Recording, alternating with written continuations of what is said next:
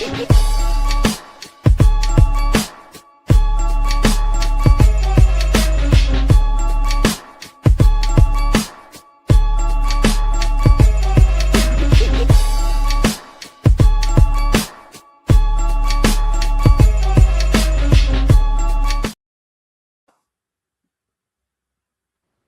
back, everybody. I'm Jay, that's Maddie, and we're back with our Week 15 preview show. How's it going, Maddie? Yeah, things are going good. We are having to pre-record this, which we don't normally do. Our normal viewers will know that we normally go live every single Sunday, 2 hours before kickoff, but we're having a pre-record because currently, while you guys are watching this, I'm in a pub celebrating Sunderland beating Newcastle. That's what's happening while you guys are watching this. Because of the time it'll come out, everybody go check the Sunderland score to see if that's what I'm actually doing and whether Sunderland have been beaten by Newcastle. But that is why we're pre-recording this show, guys. But glad to have you along with us. This is our Week 15 NFL preview that we do every single Sunday. We're going to be covering the betting spreads for every single game that is on this Sunday, as well as reacting to the Thursday night football of the Tampa Bay Buccaneers against the Atlanta Falcons. Then got our early window spread betting, the late window spread betting. We've got Sunday night football, which is my Dallas Cowboys going up against Jay's Minnesota Vikings as well. Monday night football before finishing off with fantasy players to watch. So stay tuned for all of that. How are you feeling today, Jay? A bit early over there for you today, isn't it? Well, this show is always early, no matter what day we do it on, because I don't like mornings. yeah, it's a non-early morning riser. But hey, we now you'll get a weird Sunday lion for the first time in forever in an NFL football season. Yeah, and I really hope Sunderland wins for you because I don't want it to be that rough of a day on Sunday for you. Yeah, fucking Sunderland lose to the Mags, and then you get to come in and do all the and because the Vikings finally put the Cowboys' playoff hopes to bed. That'll be a rough weekend. That'll be a rough weekend for me. But no, I hope that Sunderland win, and I obviously hope that the Dallas Cowboys win. But Jay, let's go into last night's game where you were right on the money from the. I was 2 points off of my prediction. I said 31-28. Those going for two killed my prediction. But yes. Yeah, you're right on the money. The Atlanta Falcons came out on top of the Tampa Bay Buccaneers, and they beat them. And it looked like they were going to beat them from the first few drives of the game. Like you could feel with those first few drives that the Falcons had that.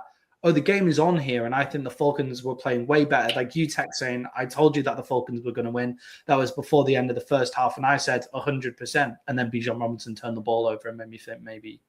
They did make me start questioning my shit talking. Yeah, it was. I thought it was like it always felt on that game. And Jade, the big difference for the Atlanta Falcons, and they've been getting some decent offensive production. The big difference is Kirk Cousins. Kirk Cousins has come off his Achilles injury. We saw the same with Aaron Rodgers.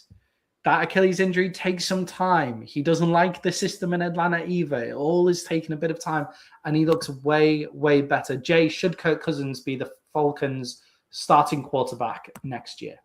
Not if I'm Kirk Cousins. I want the fuck out of there after this shit show of 2 seasons. I want out of there. I want to go pick a destination that best suits me. And then that's the thing, like, they're not going to bail off Michael Penix this quick, right? So, like, do you want to keep going through this, or do you want to go to, and that's the thing, is Kirk going to go to a team where he has to compete for a job on a decent team, or does he just want to play? Then maybe you end up with the Jets or some team like the Jets and go and play, but then you really are crushing your chance at winning. So we'll really get to see what Kirk wants to do in the offseason. I think if they fired Raheem Morris, brought in an offensive-minded coach, and they came to him and said, like, Kirk, our guy, he would stay because there's a ton of talent on that team. But it's such a bad situation for him with Michael Penix there. Yeah, for me, with Michael Penix, not moving off him that's throwing good money after bad. It's something that spoke about in the last show, all the best GMs don't throw away their money just because to save face. Like they're keeping Michael Penix to save face. That's what it'll look like to me, because it's undoubtable that in this season, Michael Penix is not a good quarterback in the NFL. His throwing mechanics are completely off. Like, he's had a few good games, but his throwing mechanics are completely off. When the ball comes out of his hands, it doesn't have the zip that it needs. It doesn't look right. And Kirk Cousins in the system last night against the decent defense looked much better, and the system worked really well, and everything worked and went ahead for the Atlanta Falcons in that game. Jay, for Kirk Cousins, I think like the Indianapolis Colts, surely, with Daniel Jones is... Yeah, how that didn't come into my head right away, I don't know. I was literally in here scrambling for another team from the Jets, and nothing landed. Yeah, with Daniel Jones's Achilles injury, with where they'll be... Look, they might actually be in a draft position to get Mendoza, but even then you might say, Kirk, come in and play 1 year in Indiana and see with this amazing team, and then we'll sit Mendoza for a year. I don't know why, but I feel like if Mendoza has a good playoff, and they don't even have to win the national championship. If he plays well, I think he's a top 10 pick. So then you're talking about how much do we give up to move up? If you're Indy, can you get up that high? Is there a team that just says, no, we need a quarterback, we're not trading with you? So Kirk's a good idea. I like that. Again, like we were talking about, there's not going to be a ton of guys out there. Kyler, you're going to have to trade for. I think Mac Jones, I'd have to look. I should have looked. I think he's still under contract. So I think you'd actually have to trade for Mac Jones. You'd have to trade for Mac Jones as well. He's on a 2-year.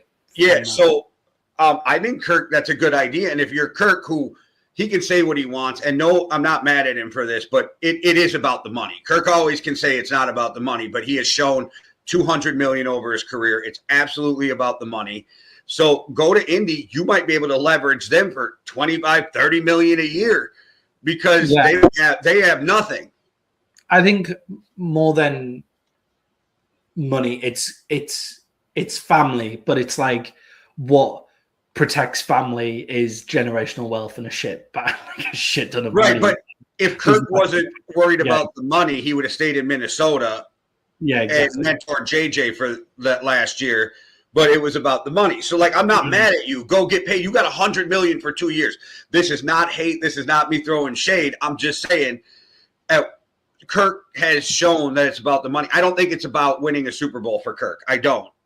Yeah, and look, with this Falcons team and the talent that's on the team as well, if he plays well for the rest of the season, and the Falcons kind of revive their season a little bit, if he plays well for the rest of the season, then it hasn't really hurt him going to Atlanta at all, because everybody doubted him and he's bounced back. Like, he does need to keep this level of play up throughout.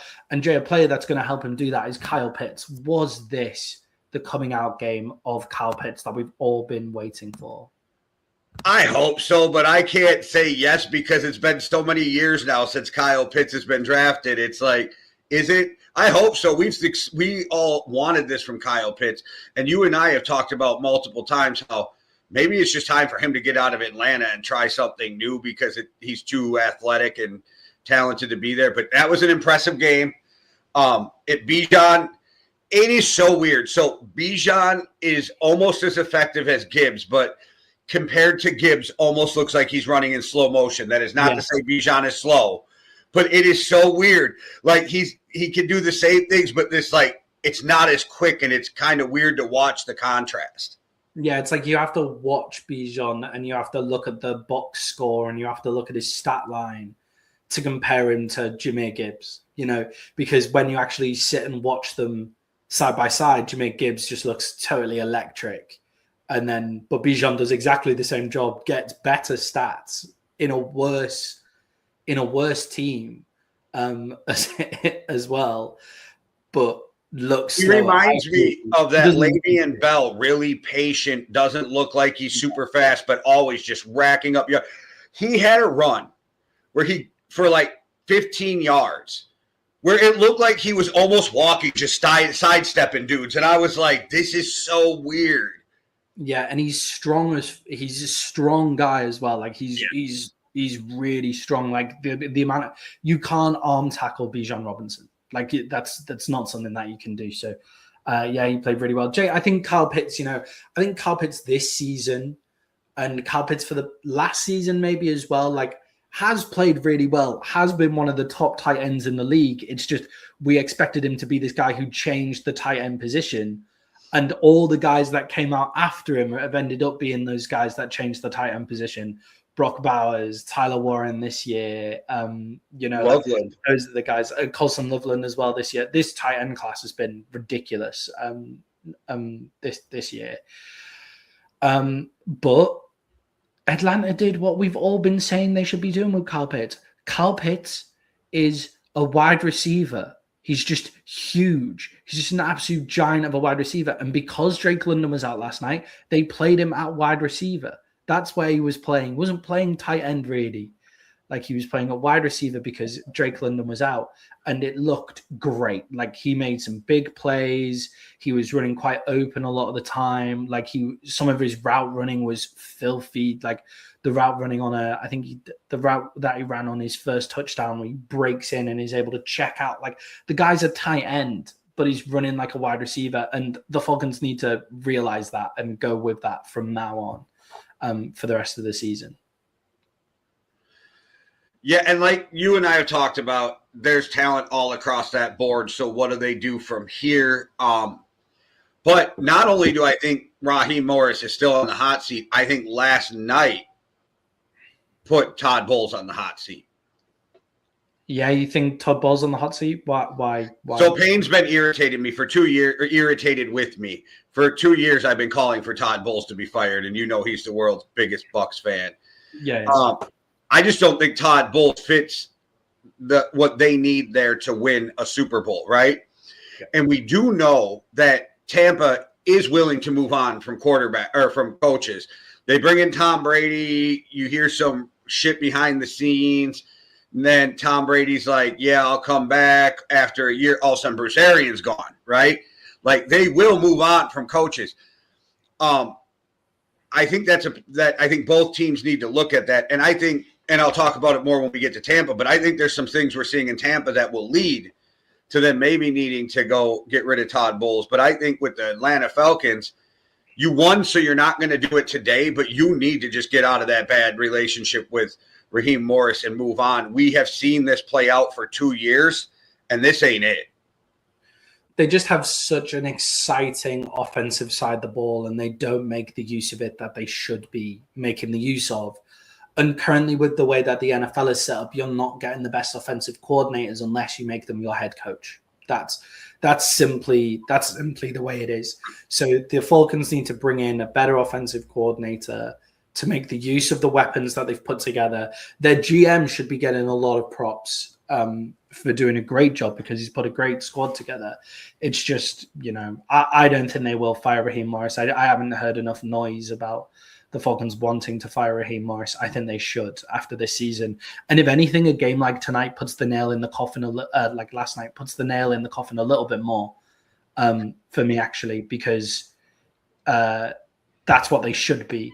Like, watching the Falcons last night, I was like, why are you guys not in the playoffs? Like, how are they not in the playoffs? Like, they're a much, much better team than they've been playing for, and that's down to coaching.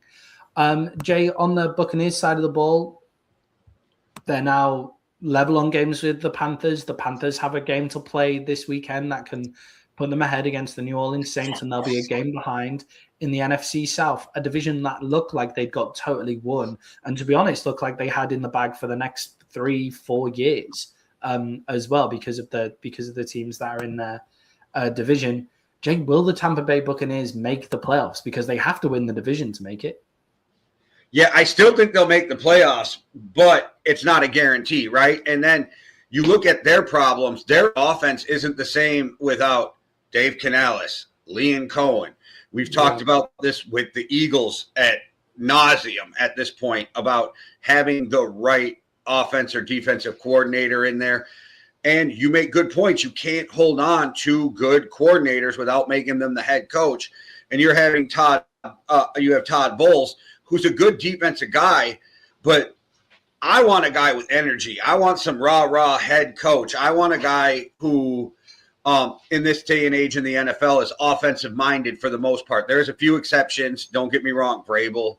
I mean, we can go through a few, but for the most part, I want an offensive guy to run my team, especially when I got Baker and I got Godwin and Evans, and you don't have them forever, right? Like Evans is getting older. At what point is he done? And with his injuries this year, how long does he keep going? Godwin's got a history of being injured, but you have all these players. So, like, your time to win is now, and you might be missing out by just having the wrong head coach. Yeah, like, they look better with, like, Mike Evans being in the team. They look better, and Bucky Irvin, I thought, looked great. Bucky's amazing. Like, Bucky Irvin looked amazing. So they've got players in there. They've got players in there that should be, you know, enough for them offensively. And Mike Evans, I think, did make a big difference in those big down plays. I think Mike Evans does make a big difference for them as well. But with Todd Bowles, and I just think it's the same with any defensive coordinator, because on the other side of, you don't get the best offensive coordinators unless you make them head coach. If you look at where all the best defensive coordinators are, they're all with those offensive head coaches as well, because they know, look, if I'm the head coach of a team, I'm probably not going to get the best offensive coordinator, and in the league as it is, I'm not going to win this league. So you've got Brian Flores with Kevin O'Connell, you've got Spags with Andy Reid, Saleh with at the 49ers with Shanahan as well. You've got those great. You've got Vance Joseph puts together Vance Joseph regularly puts together good defenses, and he's in Denver as well. Like, you've got like these great. Leanne Romo with Shane Steichen. I couldn't help that one because I don't think Leanne Romo gets enough credit for how good of a defensive coordinator he is. Yeah, you've got this thing where it's like the best defensive coordinators go attach themselves to the best head coaches because, you know, like, that's my best chance of winning because it's an offensive league. So actually you need to hire the offensive coordinator to get the best defensive coordinator and the best offensive coordinator as well. And that's the way that they need to go. And Todd Bowles isn't servicing them right now when they've got Baker playing great football. Mike Evans, when he's healthy, is top. Emeka Egbuka has taken a bit of a step back in the past few weeks, but obviously he was going through injury and suffering from having to be the number one guy in his rookie year and all of that kind of stuff. Chris Godwin looks good. Bucky Irvin looks good. That offensive line is always good if it can stay healthy as well. And they're not kind of making the use of that side of the ball. Yeah. And just the exception that proves the rule with the coaches is you have Vrabel, defensive coach, but he's got Josh McDaniels, who's never going to be a head coach again. Never. Yeah. So, that's the perfect fit, right? Because he screwed up his couple stops, so he's never going to get that chance again. So he's the perfect guy, which is the exception that proves the rule. But I think the Buccaneers will win the division, but you can't guarantee that because the Panthers are coming on, and the Panthers are a team that you don't want to play. They cause problems to really good teams, but then they have this weird habit of playing down to bad teams. So, they need to get more consistent, but they definitely could pull out the division this year. And then we're having a whole different conversation about Tampa because we've been talking for a few months of, how nobody's going to want to see Tampa in the playoffs. And now we're like, Tampa might not want to see Tampa in the playoffs at this point, the way they're playing. Yeah, and I mean, Tampa do play the Panthers twice in the final 3 games. That's the thing, right? Yeah. That's where the Panthers can snatch this division if they can win those games. But they only need to, if they win this game against New Orleans, they only need to split those games as well. They only need to win one of those games to get through. If they win their game against the Saints, and I don't know who their other game is, Carolina currently, but the Bucs have Miami in the middle of that, which you would think, okay, maybe they should be beating Miami. But we'll be talking about Miami because they've got a short spread against the Steelers, and clearly Vegas are thinking that Miami are coming on here as well. Okay, Thursday Night Football is in the books. Let's move on to our early window previews and spread betting. Jay, we are starting out in Cincinnati, where the Cincinnati Bengals are going up against the Baltimore Ravens. The Ravens are 2.5-point favorites. Joe Burrow, the Cincinnati Bengals talisman of their organization, has now been speaking about maybe not wanting to do this anymore. Jay, do you think this is Joe Burrow saying, I don't want to play football anymore, or I just don't want to play football in Cincinnati anymore? I think he wants out because he's 6 years into his career. I think this is him getting out. And I think people need to realize, like, there was some truth, I believe, to the rumors that he didn't want to be drafted by Cincinnati and that he only went there because he's an Ohio kid. Like, I think there might be some truth to that when he was coming out. Then they got it, he's with Jamar Chase, that was supposed to, like, be the thing that made him happy, which I'm sure it did at first. But they're so bad. And since he's been in the league since 2000, the last 6 seasons, they are 32nd overall in pass blocking, and they've never ranked more than higher than 27th in his whole career. He is getting murdered. Yeah, I think that's the problem. It's not that Cincinnati are necessarily bad or that they have bad seasons, because they went to an AFC Championship game, and also beat the Chiefs in Arrowhead and stuff like that. Like, they've played good football. It's just the problems with the Bengals remain the same problems as when he was drafted. So he's been there for 6 years, and it is the same problem. It's an offensive line problem. And look, he said it in his interview, I'll continue to play football if it continues to be fun. And he's just not having fun anymore because he's behind an offensive line that doesn't allow him to have any fun, like, because he's getting beat up the entire time. And Jay, it's making his career shorter as well, playing behind that offensive line. That's the big thing that people aren't talking about. And I'm sure he's got people in his ear that care about him who are telling him that too. I mean, I don't remember who his agent is, but the agent and him are probably having conversations like, bro, we might want to do something, or you're going to be out the league in the next 3 years. Like, are you going to walk without having to lay in bed for 20 minutes before you get up 15 years from now? They're getting him. And then on top of that, not only have you not fixed the offensive line, your defense is still ass. So what have you done except for Joe Burrow and your 2 receivers? What have you done?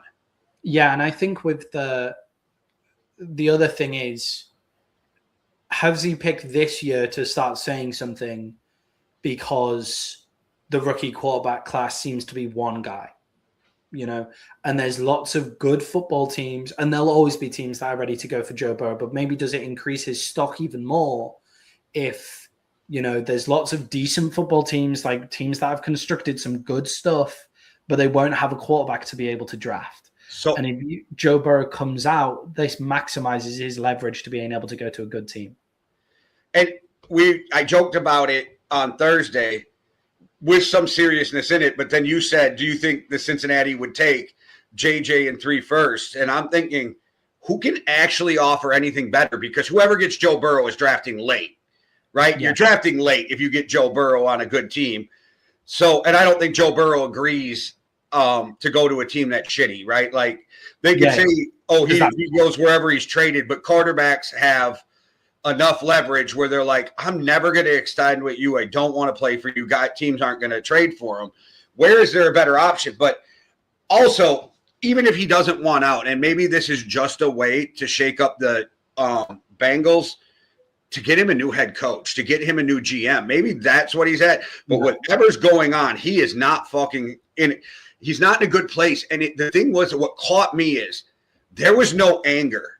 There was no animosity in what he was saying. Like, he was just beaten down and looked disheveled. And like, I was like, he looks somber, like literally. And so it was different than when you see a quarterback who's trying to hold back that they're pissed off at their situation, right? We've seen Brady in his face be pissed off but say the right things. I don't know. It was just a different type of interview for me where I was like so caught off guard when I saw it that I was like, wow, Joe wants out of Cincinnati. But if nothing else, you got a shitty head coach, you got a shitty GM, and nothing's getting fixed. But if you're Joe, at what point do you look at how the organization treats the players, where he had to come out and help Jamar Chase get his contract? He had to come out and speak out to help T. Higgins get his contract. And then when he speaks out about Trey, they don't listen to him. And he's probably like, what the fuck are we doing? Because we have very little blue chip players on this team, and you're not going to re-sign the couple we have.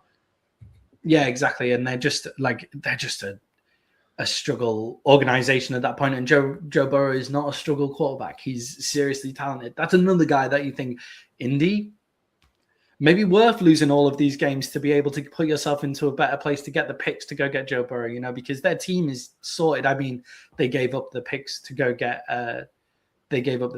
Sauce Gardner as well. But Joe Burrow in that team would be ridiculous. Like that would be a ridiculous play. I don't think Cincinnati let him go for anything unless he's literally talking about holding out I think he has to threaten to retire. Like, I think he has to go the Carson Palmer route if he wants out of there. Yeah, it's gonna be a lot for him to get out there as well. Do you think he wants to? Like, what was your opinion after watching that? Yeah, I think I was just watching it and thinking it's a cry for help to fix an offensive line. Like that's what it said to me. Like that's what it said to me. But just thinking about it, is Cincinnati ever the team to do? Can Cincinnati do that as a team? They've had the opportunity.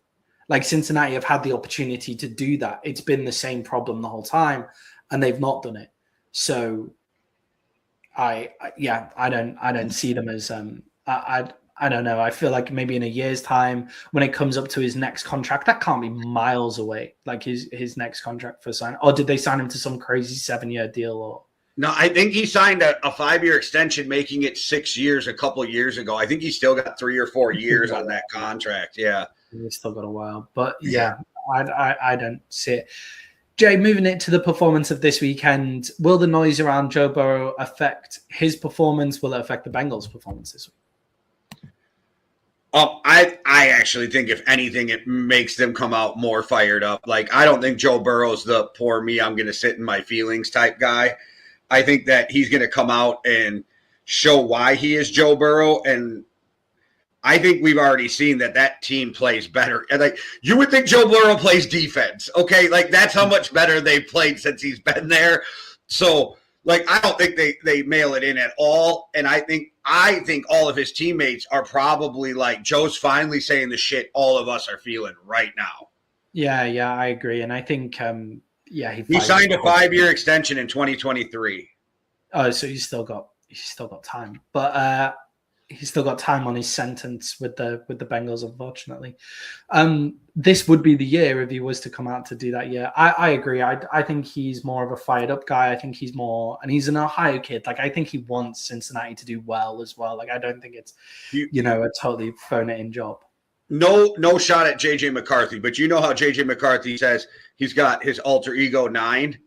Come on. I think Joe Burrow's got an alter ego when he's on that field. Like, just watch his face. Like, he is not the same dude as he is in interviews.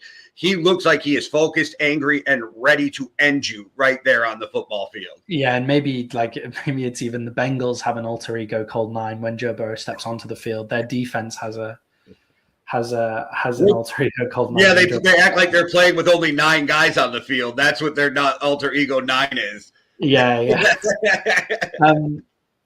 Jay, on the other side of the ball, can the Ravens defense actually stop the Bengals offense? Because this Ravens defense, people thought there was a big revival. It wasn't. Look at the teams that they stopped. This Bengals offense is incredible.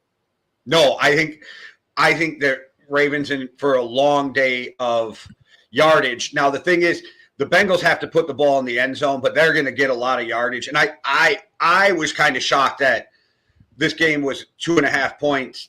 That the Ravens were favored by 2.5 points. I think they're at home, so that might have something to do with it. But the Bengals are at home. The Bengals, and they still have them as so 2.5 points on the road. The way that the Ravens have been playing, I was just shocked. To me, this was almost like what we've seen from the last 2 weeks from Joe Burrow and the Ravens. I thought, wow, and that's why I was already going into this game like, I think this is Cincinnati's game. How many points am I going to have to give up? And then I seen I'm getting points, and I'm like, oh, this is easy. That's how it became my best bet. Not easy that you'll win because nothing's guaranteed, guys, but it was easy to pick as a best bet for me because I thought they would win, and you're giving me points. Yeah, we both took the Bengals as a best bet. I'm pretty sure I took 2 or 3 underdogs, though. You took the Broncos, Lions, and Bengals, all dogs. Yeah, all 3 of them dogs. Yeah, it's a week of dogs. Yeah, so I think that I agree with you. I took the Bengals as a best bet as well. I don't see the Ravens defense stopping the Ravens defense stopping the Bengals offense at all. I don't see the Ravens offense actually being able to move the ball that much. And the Bengals defense has been okay.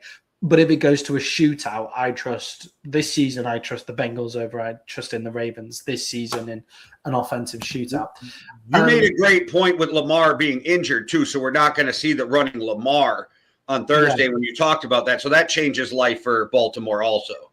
It means he has more. I've been deciding whether to play Zay Flowers this week in fantasy football. I think I'm leaning on yes, because he's still going up against the Bengals defense at the end of the day. But what Lamar Jackson is actually dealing with a lot more, because I think Derrick Henry has maybe lost a step and Lamar Jackson is not running, he's actually dealing with a lot less linebackers in the box to stop him running, and they're dropping back and stopping those underneath routes that the Ravens make so dangerous, which then allows the cornerbacks to chill on the deep route a little bit more as well. So because he's not running, it affects the whole offensive system as well. So yeah, that's a reason for the Ravens to be struggling. Jay, the Philadelphia Eagles are 11.5-point favorites against the Las Vegas Raiders. Jay, is this Eagles defensive line just a complete mismatch for the Raiders O-line? Yeah, it probably is, but that 11.5 is so crazy with the way the Eagles have been playing too. It's like, how do I pick this spread? But how do I pick the Raiders to cover? This is a really weird game to try to pick. But I think their defensive line is good enough to just wreak havoc. Gino, supposedly, the rumor mill has it that he wants out of the Raiders, that he actually has to be released. Crazy. They're not gonna, but if the rumors are true that he has to be released, what's going on in Oakland is even worse than all of us have thought. Yeah. Las Vegas. I went to Oakland with that. Yeah. Kenny Pickett is playing for them this weekend. It seems like Kenny Pickett's going to be the starting quarterback, which I don't necessarily think is much of a step back from Gino this year, just because of, if you don't have time to know, you're going to see it take back. With that interior offensive line back there, you could have Tom Brady and it'd still be a problem. I know, but I just have this weird feeling that Kenny Pickett's going to look worse than Gino, and we're going to be like, how is that possible? It's quite funny that you could have. It's quite funny that their part owner is still the best quarterback in the room, because Tom Brady has part ownership as in the Raiders. But Jay, I think the interior defensive line is the strength of the Philadelphia Eagles. The interior offensive line is the problem for the Raiders. I think the Raiders don't move the ball. However, Jay, the strength for the Raiders is Max Crosby. Max Crosby is their strength. And the Eagles' offensive line has really struggled. So will Max Crosby be able to get to Jalen Hurts? Do we trust them to put up enough points to get 11.5? Because you would think with Brock Bowers and Ashton Genty, the Raiders might get some points. It's not like the Eagles secondary has been completely infallible, and Brock Bowers might be able to make a couple of breaks here. Jay, who have you got in this one at 11.5? I hate it. And your Max Crosby point, he's amazing. I love Max Crosby. They'll double team him. They might even triple team him. He's still going to, at some point, cause some pressures because he's that good. But I think when you're on that defensive line and you look and go, there's really only one guy we have to really, really worry about and game plan for, then I think it makes it a little bit easier. I hate 11.5 points. Okay, I do not suggest anybody bet this, but I'm going to take the Eagles to cover, but I hate it. Jay going with ChatGPT there. ChatGPT took this as their best bet. Yeah. Crazy. I wouldn't bet this game either. I'm actually going to take the Raiders in this one. The Eagles just play games close no matter who they're playing. I think the Eagles win by a touchdown, but they play closer than double-digit scores, like whoever they're playing. Because even when they're winning, it's about controlling the clock, and it's not about scoring quickly. So I'll take the Eagles in that one at 11.5. Jay, the Houston Texans are going up against the Arizona Cardinals. The Texans are 9.5-point favorites. Jay, I think it's all down to the fact that can the Cardinals actually move the ball enough on this Texans defense to cause any problems? Because the Texans offense has seriously some juice, and the Cardinals are a struggling team defensively as well. can the Cardinals offense cause the Texans some problems on the defensive side of the ball? Not enough to win, but yeah, I think Jacoby Brissett has proven that he is crafty enough to generate some offense, score them some points. I don't think it's going to be enough to win. This is the modern NFL. Like, you rarely see shutouts. You know what I mean? So I think Jacoby Brissett is a really decent NFL quarterback. I think that he might be the guy moving forward for Arizona. I do think that Arizona is struggling, and even when Jacoby plays well, they still lose. So that is an issue. You know what I mean? So I don't think they have a shot at winning, but I do think they can score 20 points maybe at best on the Texans, but I don't think that's enough to win it. I don't also love that this is almost 10 points because for some reason the Cardinals have been wrecking fucking point spreads, but I'm going to take the Texans in this to cover that. Yeah, I think with the Cardinals, where the Cardinals have been causing teams problems is Jacoby Brissett is just dropping back 44 times. And, you know, if you drop back 44 times and you just throw the shit out of the ball, like something's going to happen eventually. And Michael Wilson has looked good at wide receiver. You know, it's not what teams are used to in terms of game script. So that's why they're causing some problems, but not really getting close to winning any games because they're just dropping back and throwing 44 times. If there's a team that I wouldn't drop it back against 44 times, it's the Houston Texans or the Cleveland Browns or the Denver Broncos, right? It's one of those three teams. Like, to drop back with a statue 44 times, like, they're going to get to the quarterback. I've got the Texans in my fantasy team, and I'm very, very happy about it to have them in my fantasy team for this week. The Cardinals could score some points, but they'll give up so many sacks. I feel this week it's going to be insane. Give me the Texans in this one. I think that offense's production is pretty decent as well. Jay, the Kansas City Chiefs are 5.5 point favorites against the Los Angeles Chargers. The Chiefs, they're kind of out of it. They're definitely on the outside looking in of the playoffs. Jay, the Chargers are not. The Chargers should be there looking at the way things are shaking up at the minute. What do we need to see to take the Chargers seriously as contenders this year? Explosive plays. That's their downfall. They don't have enough explosive plays. They need deep down the field shots. Like, they need Joe Herbert. They need Justin Herbert to complete 3 to 5 deep balls to open it up, that running game. That makes them more dangerous. I think that's where they lack sometimes on putting teams away, or when they lose a couple games that we thought they should win. They lack in those explosive plays. That's why I said we see them doing the right things, building the right way. I think they jumped off to such a hot start that people, like their fan base, will probably be disappointed if they get bounced in the first or second round of the playoffs. But I don't think it's a bad season. I actually think that was a good season for them because they're building something with Harbaugh. And I think they need more skilled players and a couple guys on defense. That's why I think you're a year away from being where you want to be. That's not the shit on the Chargers, but I think they lack in explosive plays, and I think that hurts them sometimes. Yeah, I also think a solution from the Chargers to not get Justin Herbert sacked 6 times or whatever it was against the Eagles last week as well. Like, whatever that solution is, like, the Chargers have lost their 2 tackles for the season. That is what they are currently working with. What is your solution to that problem? That's what I want to see against the Kansas City Chiefs, because they're currently just playing with that. Well, they're currently just going. No, but is there a solution? Was my rolling of the eyes, right? Like, is there? Like, what do you do? Yeah, but they're currently just playing as if, like, it isn't a problem. Like, nothing different has happened. They're currently playing the same thing, which is run the ball. Justin Herbert, drop back, try and make a 10-yard play and get absolutely annihilated. You know, like, it's not any quick screens. It's not any, like, there's not any short game passing to open up there. It's traditional run the ball, big play, run the ball, big play. Maybe some screens will be something that they should bring in, and that's something that I want to see. It also gets, like, Amari and Hampton out in space. Amari and Hampton one more week from coming back from injury. You know, it'll be pretty big here as well. I like their wide receiver room. I just think like they do have they're all kind of down, like Lad McConkey, short route threat, but they're not running those routes.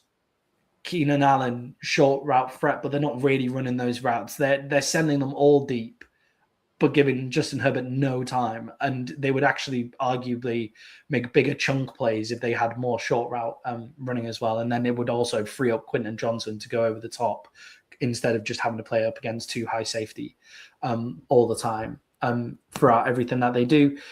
Jay, the Kansas City Chiefs, they look like they're going to be on the outside they're going to be on the outside looking in. They look like they're probably not going to make the playoffs here. A lot of stuff would have to go right.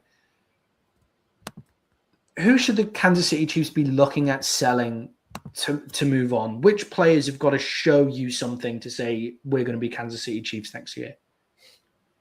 Okay, so you mean selling as just walking away, not necessarily trading them? Because it doesn't have to be trading. It means not re-signing. I think Hollywood Brown's gone, for sure. I think because you're not going to pay him, and you've got to upgrade at that receiver room. Like, I'm not saying they're horrible, but I still don't feel like Rice has proved that he's the number one. I don't believe Worthy's proved that he's the number one. I think you need to bring in a guy who is move the chains, catch the ball every time. You know, like what Travis Kelce used to do for you. That's the kind of receiver you need right now. I also think it will be his choice. I don't think he'll be moved out, but I think there is a chance that Travis Kelce's on his way out after this season. People forget how old he is. Also, this is a guy who has one of the biggest podcasts in the world, and he's about to get married to the world's biggest pop star. Yeah, like Travis Kelce doesn't need any help with money. Travis Kelce will be staying playing football if it's what he wants to do. It's not a money situation for Travis Kelce anymore. Yeah, I think on the offensive side of the ball, I think you're right. I think they need an X wide receiver. That needs to happen because I don't think it's that Rashee Rice hasn't proved it or Xavier Worthy hasn't proved it. It's just they don't fulfill that job. That's not the job that they take. They're not your number one go-to, and I don't care what if you play the X, the Y, the Z. There's this number one that they go to, right? And we've seen a lot of X wide receivers be the number one at teams. We watched it last year with Lad McConkey, right? Like he was the number one receiver. So I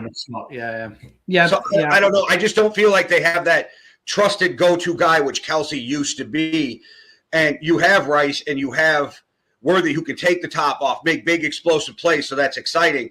They're that Tyreek to Kelce, right? Like when they had both, because I still wouldn't even have called Tyreek, as amazing as he was on that team, as the number one. It would have been Kelce to me because that's that I'm in trouble safety blanket for the quarterback.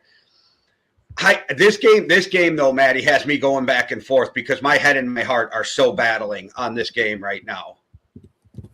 Yeah, I agree with you. I think it's a difficult game to pick. I think with the Chiefs just the way they are, but for me, I actually picked the Chargers as one of my best bets. I think this week, yeah, I picked the Chargers as one of my best bets just because I think the Chiefs are in such free fall, and I think the Chargers actually have something to play for. And I think the biggest thing that the Chiefs actually need to look to upgrade is that defensive line. So Chris Jones might be one of the guys that I'm looking to sell. Get off that big pay packet as well because he's not showing up. He's aging out as well. And it's like, let's maybe just get younger on the defensive line and see what we can do from there. So I don't think they cause the Chargers as much problems. And I think the Chargers run game will step up. So give me the Chargers in this one still. Divisional game. Big brother has one more win against little brother before the flipping of the mantle. Give me the Chiefs to win this game, which I actually think in the long run would be an upset, even though it's a -5.5 for the Chiefs. Yeah. Because of the free fall. Damn it. You okay? Oh my God. I think with the it's allergy. Is it allergy season over there? No, it can't be. It's early. Feeling rough. Pretty sure I just inhaled a bug. Oh my God. That's a rough one. Just on what Jay said about the big brother, little brother, big brother finally getting the win here. I do think the Chargers are in a better position than the Chiefs, just position to position as well. I think it is time for Justin Herbert to maybe step up a little bit here. And I think the Chargers will be upset if they don't take this opportunity with the Broncos coming up with their defense as well. I'm taking that as a sign from nature. Give me the Chargers. I think they just tried to kill me for taking the Chiefs. Is that for real? Yeah. Right, okay. Chargers it is. Oh my God.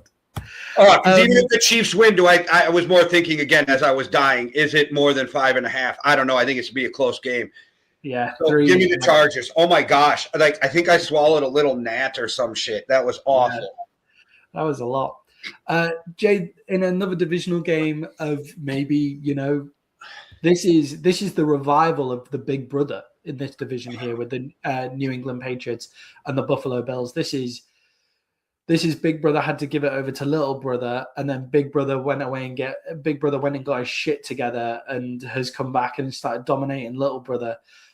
Again, the New England Patriots are going up against the Buffalo Bills. I'm surprised that this game is in New England and the Buffalo Bills are favored in this one.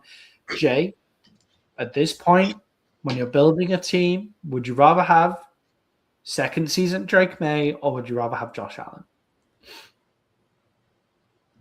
Josh Allen, just because I've seen it through so many years, but it's not that big of a lead. Like, it's not that big of a gap, right? Like, Drake May is younger and has all this potential. I've seen the proven product for the last, 7-8 years with Josh Allen. So give me Josh Allen, but that's not a shot at Drake May. And this is another game where my head is telling me New England, but something in my gut is like Buffalo's going to win this game. So it's really hard for me to choose.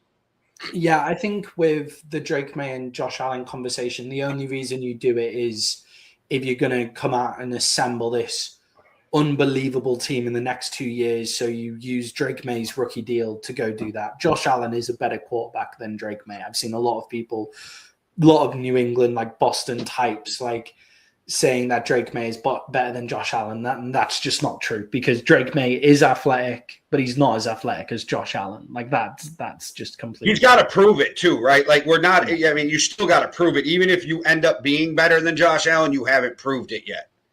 Yeah. Jay, in this game, I think obviously one of the big things that Buffalo need to do is the Buffalo Bills need to run the ball. They need to get on the run and they need to be able to run the ball. The Patriots have taken a bit of a step back since Milton's been injured. Do you think they'll be able to get back to their run game defense in this game? Do you think they'll have a solid run defense, especially coming off a bye? Yeah, because I think you can kind of cheat up with the run game because the Bills don't have any receivers who strike fear in you. Yeah, I agree. Like, you don't need to offer loads of double coverage on the receivers, right? You don't need to do that. Like, it's not a harm to fill the box. And I think with the Patriots, I just think the Patriots are a better team. They're at home and they're the dogs. Give me the New England Patriots. That's where I'm at with that. I nearly took them as a best bet, but you can't disclude Josh Allen. ChatGPT disagrees with me. ChatGPT has taken the Bills at -1.5 in this one as well. Jay, who you got? I'm going to take the Patriots, but I feel like this is going to slap me in the face. I'm going with head over heart. I think this is going to be a great game, the game to watch of the early window. Jay, I think this has been my most difficult one to pick in this early window. It's the Jacksonville Jaguars, who are 13.5-point favorites against the New York Jets. Jay, can the Jaguars be trusted to put up this number? And the Jets are playing relatively hard for their head coach. I should have looked before, but who's the starting quarterback for the Jets? I haven't looked. It'll be Tyler. It'll be Tyrod Taylor still. Right? Oh, Fields is ruled out. No. Brady Cook. Yeah. So with that being said, give me the Jacksonville Jaguars to cover 13.5. Brady Cook versus the Jaguars. He will be starting QB. The undrafted free agent went 26-12 as the starter of Missouri from 2020 to 2024. Yeah, that's how that plays out for me. Give me the Jags in my toxic relationship with the Jags to cover the 13.5. I absolutely hate it, but if Tyrod was playing, I wouldn't have picked that spread. If Justin Fields was playing, I still would have picked that spread. So that's where I was like, who is starting? And I didn't know that I didn't know if Tyrod was playing, right? So that was the thing because I didn't know how his injury was going. Yeah, they're a bad team now with a quarterback that's at best a backup, but we're looking at a third string guy in the NFL. Nah, like give me the. I think they're playing hard. Like I think the Jets are playing hard for now. Like I don't think I've seen the Jets give up, which is always a good thing when you're on the cusp of a losing season. But the reason, the time where the Jacksonville Jaguars were the top defense in the league was when they were getting turnovers, and the best time to get turnovers, new quarterback, new team coming in with limited prep. We saw with Max Brosma early on and the Seattle Seahawks defense. I think that we could see that with the Jags as well. So give me the Jaguars in this one at 13.5. That makes me feel better. I'm not the only one picking them, so it's not just my toxic relationship, most likely. No, that's not just you. Jay, the New York Giants are 2.5-point favorites against the Washington Commanders. Jay, why would the Commanders even think about bringing back Jaden Daniels this season at all? Why would they even think about bringing him into the team? I don't know if they are. If they are, I really have to question the organization at that point, which I think Quinn was the right guy to bring in to right the ship. They're not having a great year this year, but that we've talked about for 2 years. That's lack of talent and injuries this year that finally showed their head. They out-schemed themselves in a good way last season on defense. It's not working this year. I do think that they're probably missing the interior of the defensive line with Jonathan Allen and things a little bit. They did, like, if you think about it, over the last few years, they dumped pretty much their whole defensive line. From Sweat to Allen to, like, I forget who the guy that went to the 49ers was, but that the rookie who never panned out there that was supposed to change life, and I can't remember his name. But yeah.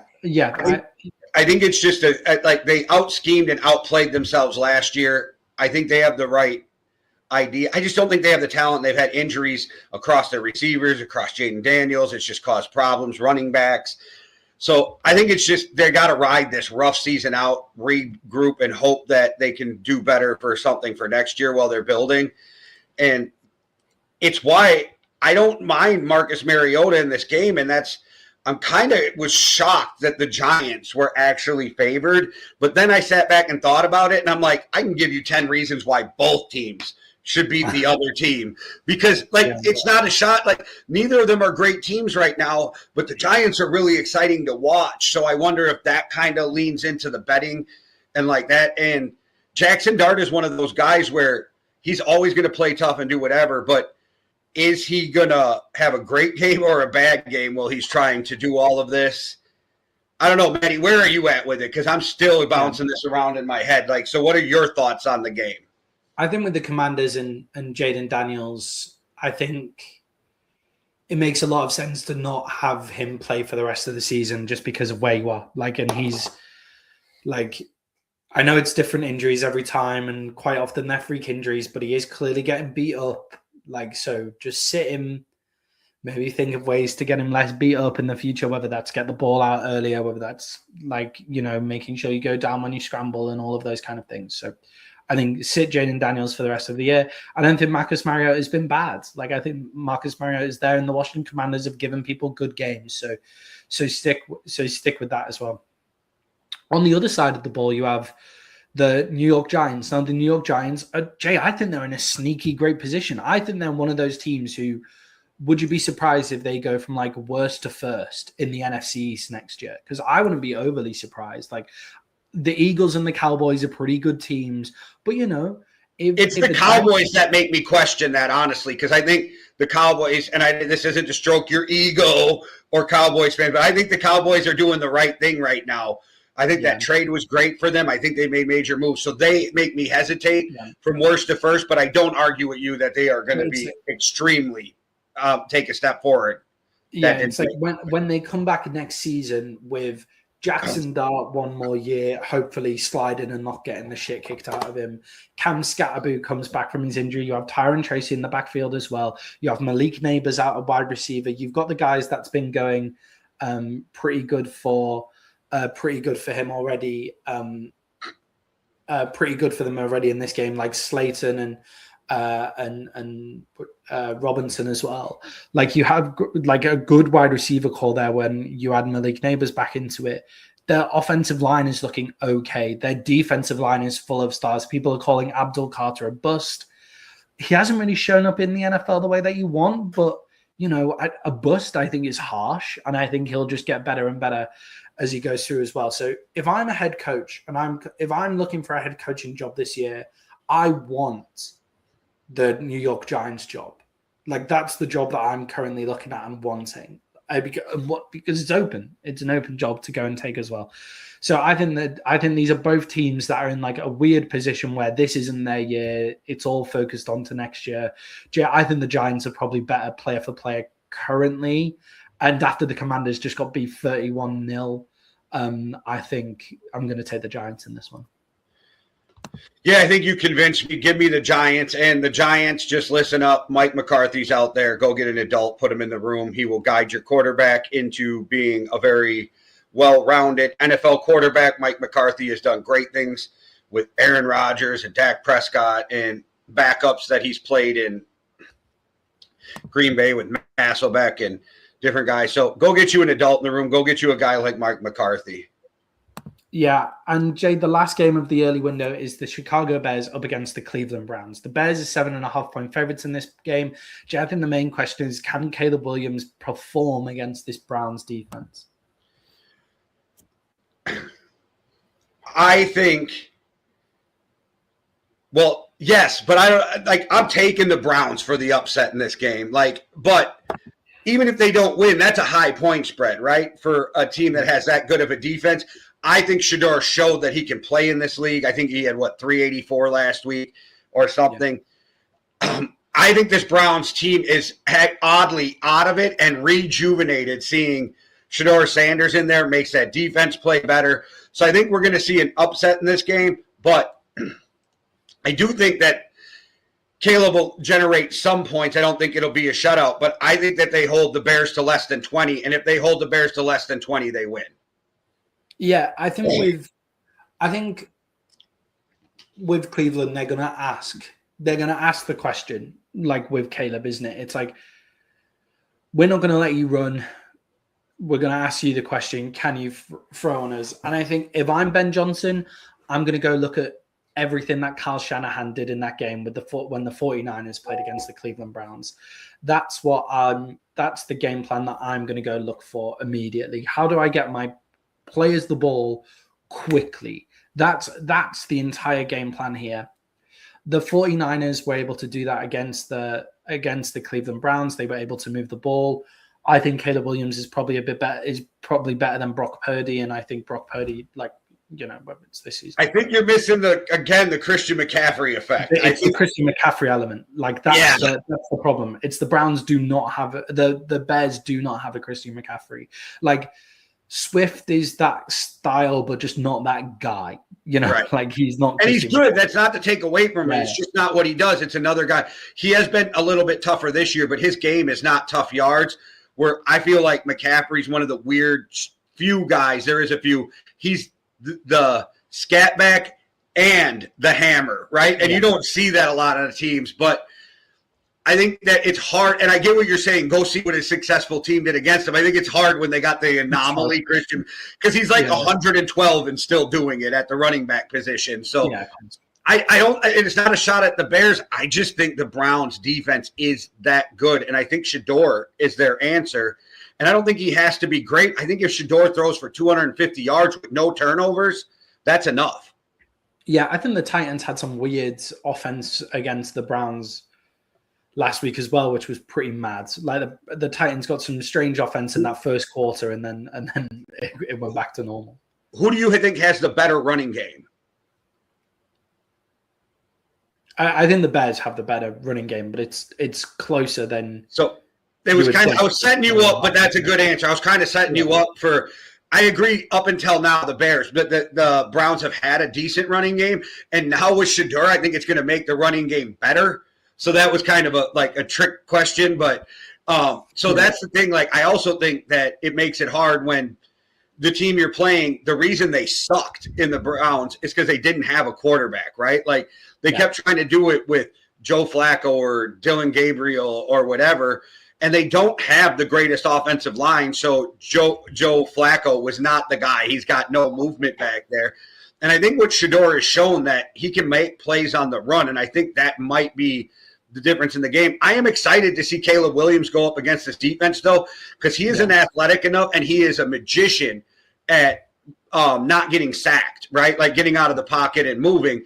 Can he break off some runs that break down that defense and make them start defending him differently? Then that changes the life in that game. Yeah, and I think with the big advantage that the Bears have over the Browns, I think, is in coaching. Like, Kevin Stefanski was coach of the year 2-3 years ago now. And I'm just wondering if we were a bit too quick to praise Kevin Stefanski, because some of his calls this season have been really interesting, especially with the Shedeur Sanders stuff. Ben Johnson, I think, is going to go away and have a game plan for the Browns. What do you think on Kevin Stefanski? I followed Kevin Stefanski now for almost 20 years. He spent 17 years with the Vikings. I got a lot of faith in him, but maybe that's some Homer shit. I don't know. Yeah, I think he's making some strange calls, I think, and it's maybe we're a bit too quick to praise him, but I still think he's a great coach. So I think he oddly doesn't like Shedeur, though, and I think that's a problem. Yeah, I think that is a problem. I do think the Bears are better coached. I'm going to take the Bears in this one at 7.5. I can't lay the Browns. They just confuse me every time. Jay, I'm taking the Browns. Sorry, go on. I was just saying I'm taking the Browns. That was it. Yeah, that is the end of a packed early window. Let's head over to a break where you guys can learn all about what fuels us and what makes us do what we do. And the answer is coffee. Me and Jay set up the Yankee and the Brit nearly 5 years ago. And in that time, we've gone up to about 7 shows a week. And with the help of our loyal community, we've been able to keep growing. But we want to grow even more. And that's why just giving $5 or £5 could really help us out in our Buy Me a Coffee fund. And all you have to do is hit the Buy Me a Coffee link in our YouTube descriptions. That'll be on every single video. You can give £5, $5. You can give it once, you can give it every month. And what that does is it allows us to grow and even buy ourselves a coffee every once in a while.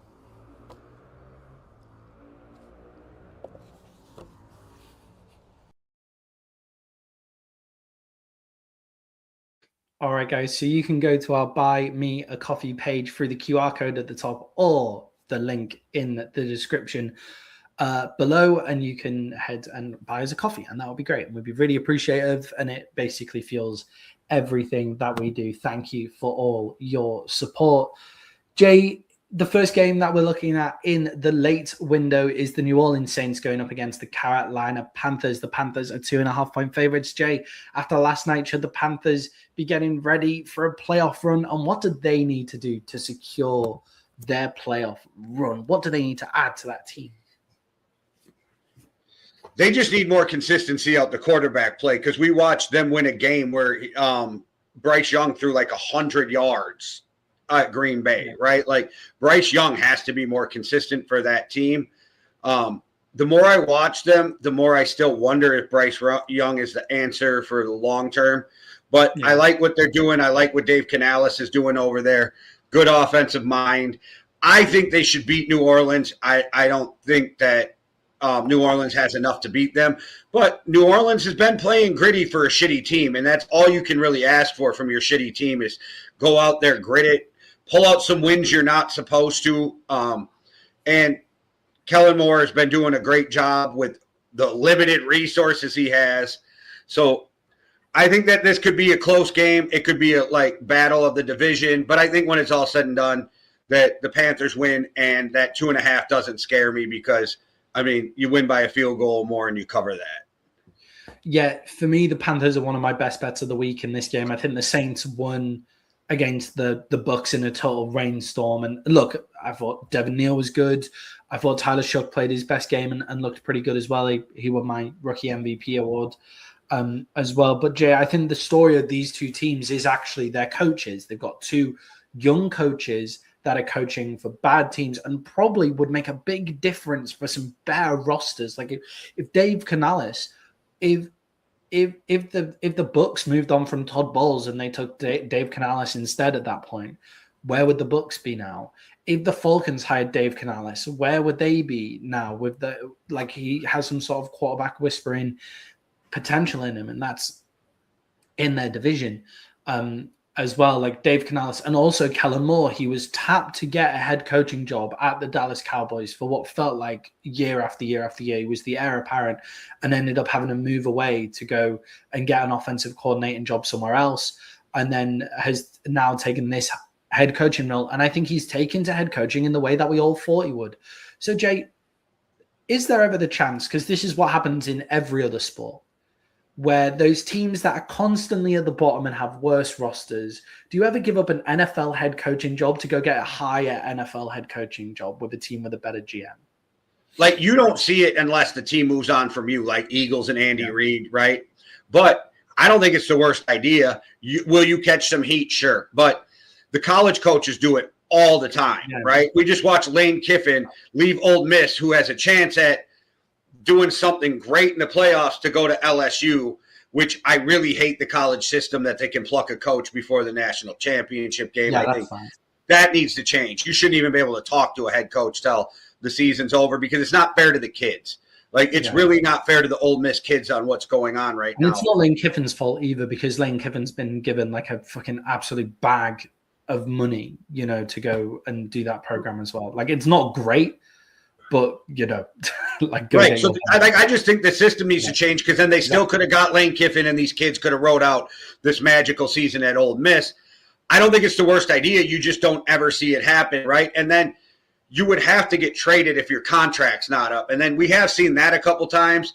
But if you could get out of a bad team like Cincinnati or Cleveland and you're a good coach and go somewhere where the owner's not shit and the organization actually wants to win, I definitely see the benefit in it. But yeah, I just think the rules set up against it, because in college you can just buy out a coach's contract. In the NFL, you have to get traded. You have to trade for them. Yeah, I think the big thing is as well in American football, they have this thing. They have it with quarterbacks and they have it head coaches, where it's, if you're good enough, it doesn't matter what the surrounding cast is around you. Like, if you're good enough, it doesn't matter. That's what American football, old school heads in American football seem to think. It's like, oh, if you're the head, be better as a head coach, and then your team will win more and you'll be better. And it's like, but if my GM is terrible and my owner gives no money, like, there's a reason. This league is totally set up for parity. There should be no reason why the Carolina Panthers are normally not a good football team. There should be no reason why the Cleveland Browns are normally not a good football team. Things like not winning a Super Bowl and stuff, like that's in there. Like, that's things like luck and all of that kind of stuff fall for you to win a Super Bowl in any particular year. But to constantly be a bad football team shouldn't happen in the system. And there are these coaches now, Dave Canales and Kellen Moore, who are sat in two organizations that more often than not are bad organizations. I do think the difference with the Carolina Panthers is, though, they have an owner who's willing to spend and he wants to win. They haven't went about it the greatest way, but you can't oversell the fact that your owner is a billionaire who will spend anything to win, and that matters, right? Like, when your owner wants to win, that matters. So I don't know if I put Carolina in there with those teams, but I absolutely get what you're saying. I just think they haven't had the greatest drafts. They've made some bad decisions quarterback-wise. But in the long run, I can always try to get there with an owner who's willing to give me the resources. Yeah, and I think with the Panthers, they are actually making a good go of this rebuild as well. Like, this rebuild is looking pretty decent. And for me, they just have to rely on their run game. Bryce Young every now and again has a game where he throws for 375 yards out of nowhere that no one expects, and he looks absolutely unbelievable. And he needs to be more consistent. But Ted McMillan and stuff, like, they've got the pieces that they're starting to get there. But Yeah, it was just a thought. Jay, we're both taking the Carolina Panthers in that one at -2.5 favorites. Jay, the Rams is 6.5, 6-point favorites against the Detroit Lions. And I saw this game and I went, damn, 6 in this kind of game feels big. I don't have enough confidence to best bet it because I do think the Rams will win, but 6 feels big. Jay, where can the Lions defense attack this Rams offense? Because this Rams offense is going into supercharged zone throughout this season. I think it just comes down to one thing. You got to get pressure. That's it. Get pressure. Get Matt Stafford off his spot. I say you do a bunch of run blitzes on the way to the quarterback to try to stop the run while trying to kill the quarterback, and I think that's your best bet. But I think this comes down to a shootout. And, again, I think Jahmyr Gibbs is so amazing that he wreaks havoc on people and makes life easier for Detroit and makes life hell for whoever they're playing. We cannot forget, even though they don't utilize him as much as they should, St. Brown is still one of the best receivers in football. Jameson Williams can get down the field, catch the ball. I think Jared Goff also comes out and plays good because I still think every time we see him play the Rams, I still think he's got a little chip on his shoulder about the way that went down and with Sean McVay. I honestly think that the Lions get the upset. That's why I took the points and went with the best bet. But I think it all comes down to pressure against the Rams. Yeah, we questioned Dan Campbell's play calling as well going into that game against the Cowboys, and do you know what? He called the perfect game. Like he called that game perfectly. He made up with his punter. Yeah, he made up with his punter, and he went, "Oh, this team has a weakness that is actually one of our strengths, so we're just going to throw the ball there every single time," which is Jahmyr Gibbs against the Dallas Cowboys linebacking call, right? So they went and just did that every single time, and I think you could do that against this Ram teams as well because the Rams' defensive line is really strong. Their cornerbacks, although they never look like the best cornerback room, whenever you look at them, they play with so much disguise. They play tough, and like they are making plenty of plays as well. That makes a lot of sense. So I think that short stuff over to Jahmyr Gibbs again, I think makes a lot of sense, and he's your best player. So get him on the field with the ball in hand as much as possible. I'm amazed that this was 6 points because I think it's going to be close. I think it'll be a shootout. I think the Rams will probably still come out on top of this game because Matthew Stafford is having such a great season as well. So I'm going to take the Lions +6, but at the Rams to win the game. That's what I was waiting for, though. I felt it. I was like, is he going to do it? Because there's no shock on this show that we both think the Rams could win the Super Bowl if get put in the right situation. But this is such a week-to-week league, and it's such a matchup league that I just think that the Lions are going to give them problems. And I like that you came around with me on this one. It probably means we're going to go down and lose, but I like that you came around on this one with me. I think Jade, this could be the NFC Championship game as well. In total respects, like it's not outside of the realms of possibility that this is the NFC Championship game. So it's two great teams going against each other. So 6 points is a lot. I cannot wait for the NFC playoffs. Like the NFC playoffs are going to be so gangster.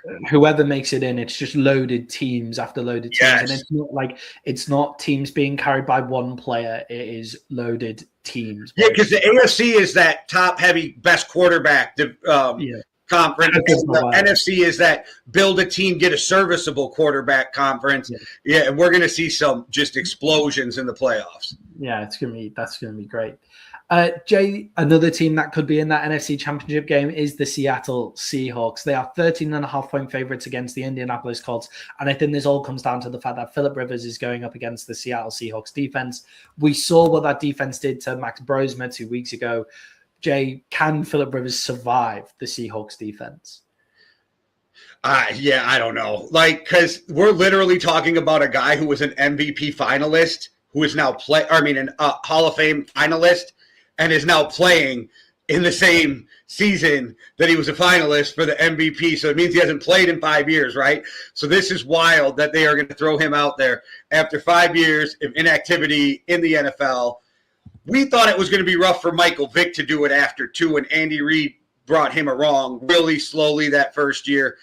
I am curious to see what a guy who is already struggling when he left the league is going to do, I feel like you're going to get him fucking killed.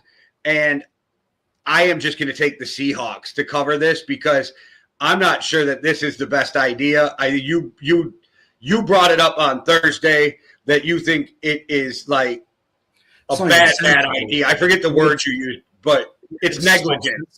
Yeah, it's we're meant to take care of our elderly in this country, in our countries in the West, and they decide to put Phillip Rivers into the Lions den, like the Seattle Seahawks are, because at least if you're playing against the Broncos defense, they're not running away from you offensively, so you can continue to run the ball. If you're playing against the Browns defense, at least they're not running away from you offensively, so you can still continue to win the ball. The Seahawks are also incredible on offense and move the ball very quickly whenever they're on offense as well. So you need to try and keep up with them. You can't just run the ball, but they're going to have to. The Colts are just going to have to say, give the ball to Jonathan Taylor and just say, okay, it's about just getting through this game without anything particularly bad happening. I think on the other side of the ball, the Colts are also suffering through injuries. Sauce Gardner seems to be out now for a decent amount of time, which is making that trade not look so good. Now that they made it. Jay, can they slow down the Seahawks offense? Can they do anything on offense themselves? I don't think so. Give me the Seahawks in this one as well. I'm taking the Seahawks, but I will tell you, listening to Phillip Rivers' confidence made me like, can they cover the spread? And then I remembered he's 112. But like, he is so confident going in. I will be keeping my eye on this game to see how it goes, to watch Phillip Rivers play. Yeah, another huge spread, Jay, is the San Francisco 49ers. They're 12.5-point favorites against the Tennessee Titans. And Jay, is there just anything else to say other than what? Oh, I missed the Packers. Well, let's do the San Francisco 49ers. Okay, fair enough. Go ahead. Go. Yep. But the San Francisco 49ers are 12.5-point favorites against the Tennessee Titans. And is there anything left to say in this game then? Christian McCaffrey time. Can the 49ers defense actually do anything? Can the Titans defense actually do anything to stop Christian McCaffrey in this game?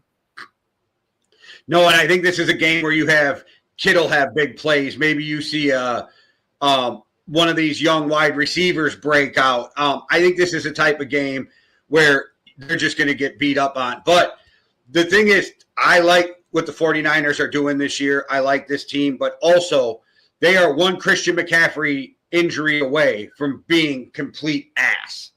Yeah, that's definitely true, because their defensive side of the ball isn't great, and it's largely down to injuries as well. And Jay, the Titans have shown some form of life in the past few weeks as well. Like Cam Ward is looking decent. The Titans' run game is okay. So there is those signs of life. There is things happening there for the Titans. So don't be surprised if it looks like it's close going into halftime, for example, and then the 49ers run away with it once they kind of readjust and everything goes right. But Jay, I'm taking the 49ers in this one at 12.5 points. I hate it. I'm going to too. Did we just pick all the big point spreads to cover? Like, is that what we did? Or did I at least? I took the Raiders in the Raiders-Eagles. Okay, game. But I took every one of these big-ass point spreads. That's dumb as hell. All right. Yeah, Jags as well. Yeah, you did. Yeah, Jay, but the game of this late window, apart from the Rams and the Lions as well, but this is a huge game in this late window as well. The Denver Broncos are going up against the Green Bay Packers. The Packers are 2.5-point favorites on the road. Jay, are the Denver Broncos the right defense to put that pressure on Jordan Love and make him inconsistent? I think this defense is going to cause a lot of problems for them just because they have great coverage too, right? So it's going to give their defensive line a little more chance to get home. If Jordan Love can be super accurate off that back foot, it becomes a long day, but I think you're playing a different level of corners right now too. I think those back foot rainbow throws could lead to some interceptions, and I think that could be a problem. I think the Packers are really good. I think the Packers definitely a playoff team. I do still think they are a little bit inept in some places to win a Super Bowl, but if they get home field advantage, life can change, and that's a big thing for the Packers right now. I think for them to have a legitimate shot at the Super Bowl, you want home field advantage because you get a bye, win one game, and now you're at home in the NFC Championship game, makes the whole life different. I think the Packers are really good. I just think Denver's defense is top notch, and I think Bo Nix is one of those guys when the game's on the line that he is at his best. And I think we talked about it before the draft. None of us, we didn't know how good Bo Nix would be, but we thought he would be decent because all the time in the short passes. The only thing we had questions of, can he stretch the field, throw the deep ball? He's proven he can at times. I think he needs to get more comfortable. He needs to get more comfortable with experience. And I think the last couple of weeks we've slowly seen Sean Payton understanding that there's times where you might not let him go all game, but there has to be a few plays during the first 3 quarters where you let him go and do his thing. And we've been seeing that. I actually think that the Broncos win this game. I think they're at home too, aren't they? Yeah, they're in Denver as well. Yeah, so like Mile High is a bitch. I don't think people realize you're literally a mile up in the air. I've been to Denver. It makes breathing weird. Like, it definitely is weird to breathe up in that altitude when you're not used to it. I think everything lines up for Denver right now to take control of their division, to take control of their playoff life, and I think they come out and do it. Yes, I personally don't like Sean Payton, but yes, I do think he's an amazing coach. Yeah, I think with the Broncos as well, I think it is their coverage. Like, that's how you get to Jordan Love, isn't it? It's actually your pass rush isn't that important with Jordan Love because Jordan Love will get the throw away. The throw gets away with Jordan Love. He doesn't get sacked very often. It's because he's able to do that back foot throw. He gets that extra half a second you need to get the throw away. So actually your coverage really matters when you're playing up against the Green Bay Packers, and the Denver Broncos coverage is excellent. I think they're the right team to put this away. On the other side of the ball, you have a Green Bay Packers defense that's playing really well in the past few games. One thing that I've noticed from Michael Parsons, and I was starting to notice it at the end of his time at Dallas, is you can often see him like kind of blowing pretty heavy on the sidelines, like as we get towards the end of games because of how much crazy rushing he does. Like, it's not like he's not doing like normal 3-point stance, get off the edge. It's like he'll go from 3-point stance, get off the edge to rushing through the middle from the linebacker position. Like, he's chasing down horizontally in linebacker play as well. Like, he's playing the physical size of D end, but he's playing a linebacker style. That's what makes him so special at the end. Does that work in Mile High? Like, that's a question that I would like to see. With the altitude, does that work? Like, these guys are obviously super fit athletes. It may just be he goes down to 90% rather than 100%. But is that enough for the Denver Broncos to make a big difference on that Packers team? Maybe. Let's see. That's when coaching comes in, right? You have to just let Micah loose at the right times, too.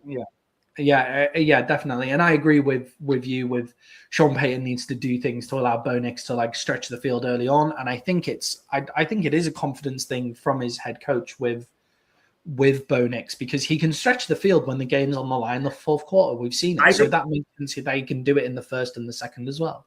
I don't know if he doesn't trust him. I thought that at first, but the more I watch, I think he's just overly protecting him. Yeah, maybe. Because they keep winning. And Sean's a smart guy, right? And he's like, we got a great defense. I don't need to put Bo in bad situations. We got a good running game. We got a great defense. And Bo is a good quarterback, so we can do these different things.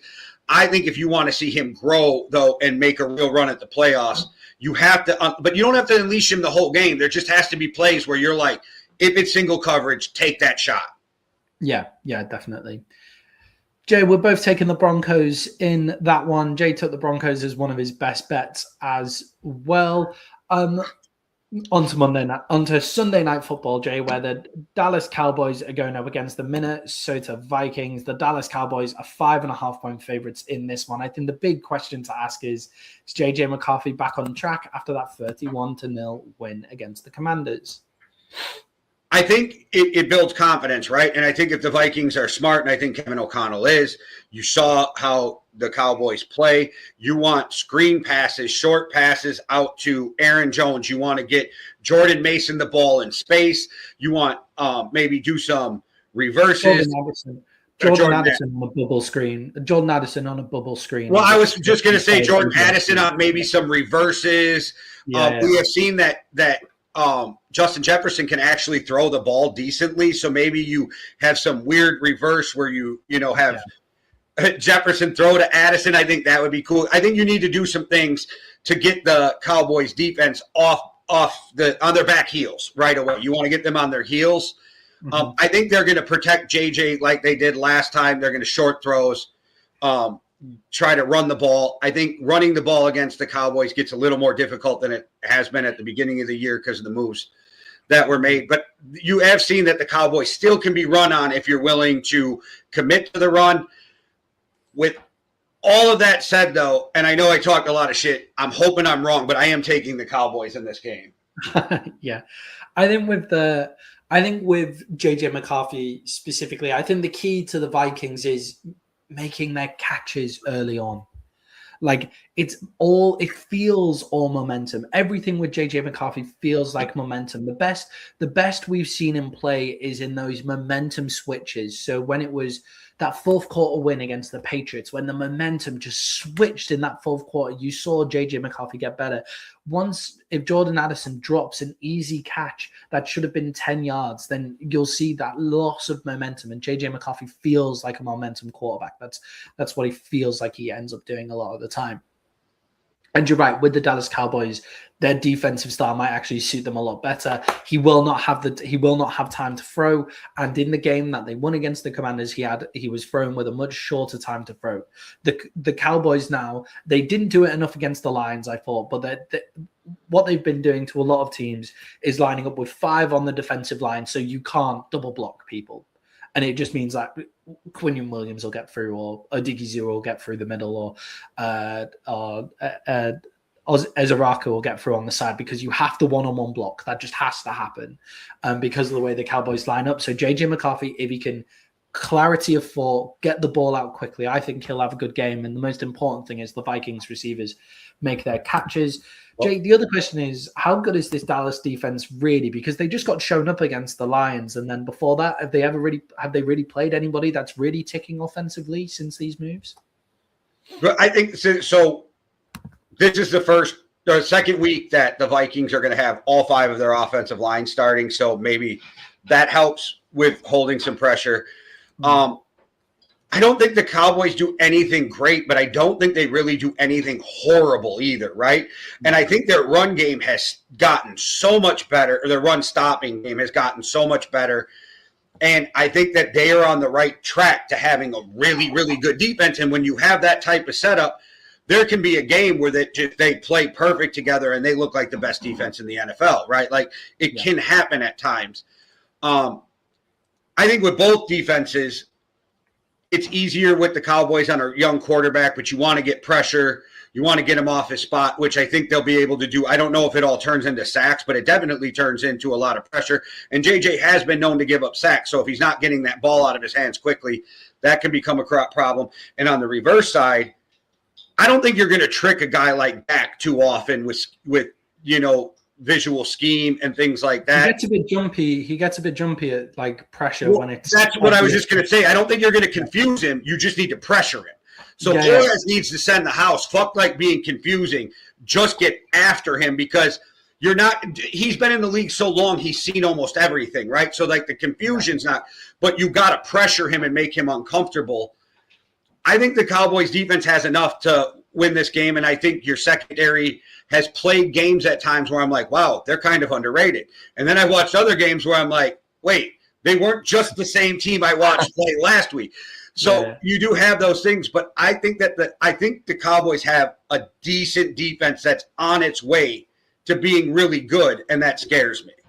With Flores, his defensive pressure, and with Dak Prescott, the actual best way it looks like to get Dak off his spot is him recognizing that the pressure is coming.